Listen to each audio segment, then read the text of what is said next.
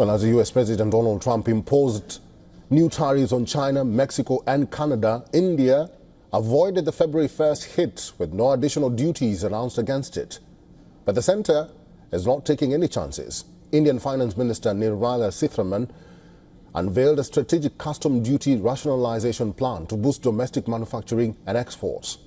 Key measures include lower duties on raw materials for MSMEs, easy access to critical minerals, and a focus on high-value exports. Sitharaman says the goal is clear: to make India a self-reliant manufacturing hub. One of the biggest moves is Harley-Davidson duty cuts. Motorcycle duties under 1600cc will drop from 50 to 40%, with bigger bikes seeing an even larger reduction. Just ahead of Prime Minister Modi's US visit, there's more import duty on cars, which has been lowered, but with a cess that keeps the effective rates largely unchanged. Solar cells, yachts, and certain vehicles are also seeing adjustments, ensuring flexibility and taxation.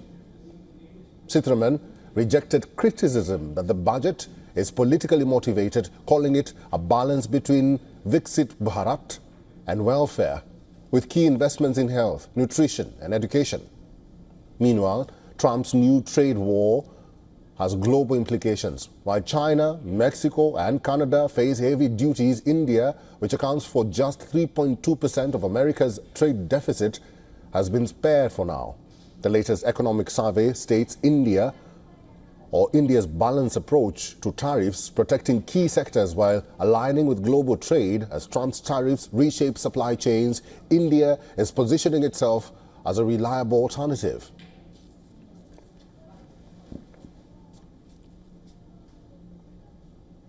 Well, former Indian diplomat Suresh K. Goel is now joining us live from New Delhi. Ambassador Goel, welcome to the broadcast. What do you make of Trump's trade war with Canada, Mexico and China? Let's start from there. Well, clearly, Trump had already announced, even before his election, as a part of his campaign, about what he thinks about these three countries and several other countries. For him, the major issue for American trade policy is tariffs, and not only tariff, but tariffs combined or in conjunction with the immigration policies, in conjunction with the other crime. And he really believes that the trade with these countries is partly contributing to those issues, and therefore the tariffs. Yes, I wanted to speak about India, but maybe later. We will later and shortly after that. Mr. Ambassador, the effects are immediate, but could take some time to be felt. But help us make sense of how the tariffs could disrupt global supply chains. The latest trade analysis and the GDP analysis in the USA clearly indicates that the American exports or the American manufacturers are becoming more expensive compared to several other countries simply because of the cost of labor. Now, by reducing or by increasing the tariff, even the input costs are going to increase or reduce the supplies of those products into the country, thus impacting on the production within the USA, labor cost, employment rate, etc., etc. Number two, if you impose tariffs, Mexico has already announced increased tariff. Canada has announced 25% tariff. Other countries are going to come and fill in the gap in case they don't have any tariff. So there is going to be huge disruption and change in the way the supply chains behave. And I think in the process, the vulnerable country really will be the USA and the countries like Canada and Mexico, whose trade is going to be impacted. But China, Vietnam, etc. could benefit from this disruption.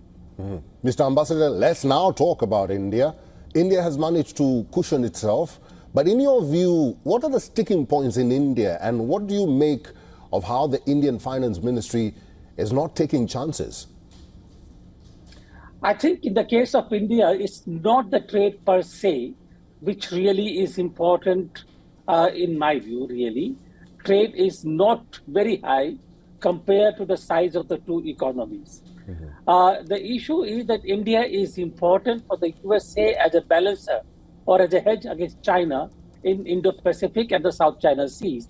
And therefore, I think India will continue to be important for Trump as long as Trump feels that China is a threat. But today, when he said that the duties against China will be only 10%, I think there is a possibility of Trump going soft on China if the things change. And in my view, India, besides actually trying to restructure the tariffs on imports, etc., will have to really work on two fronts: becoming a manufacturing hub, becoming a part of the global supply chains, and number three, most importantly, impress on the USA that the quid pro quo for being what they want is not just trade, but access to technology and the products that India needs in the high technology sector. Mr. Ambassador, finally, as we wrap up this discussion, what will be your advice to Asian countries when, Trump decided to impose tariffs on these three countries? How can they remain optimistic going forward? I don't think they can remain optimistic. Every country which has a trade advantage with the USA is vulnerable. And therefore, I think it's useful to develop a coherent strategy now rather than later before Trump strikes again. All right. Ambassador Goel, thank you very much for your insights and for talking to us today. Thank you.